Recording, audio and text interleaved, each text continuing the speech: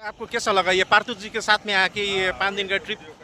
আমরা কলকাতা থেকে এসেছি পার্থ যে পার্থবাবুর যে আন্ডারে হ্যাঁ কালিম্পংটা তো আমাদের খুবই ভালো লেগেছে। হ্যাঁ। আরও একদিন স্টে করতে পারলে ভালো হতো।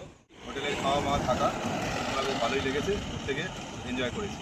वो इच्छागांव आपको कैसा लगा? ইচ্ছেগাঁও সবচেয়ে ভালো লেগেছে। ইচ্ছেগাঁও ওখানে আরও একদিন থাকতে পারলে আমাদের খুব ভালো হতো। आप 5 दिन के ट्रिप में आप लोग को कैसा लगा एक्सपीरियंस, मतलब जो होता है ना ये খুব ভালো লেগেছে। হ্যাঁ। বিশেষ করে ইচ্ছেগাঁও হ্যাঁ। আমরা আবার আসবো এবং আমরা অন্য দিকগুলোতেও যাব।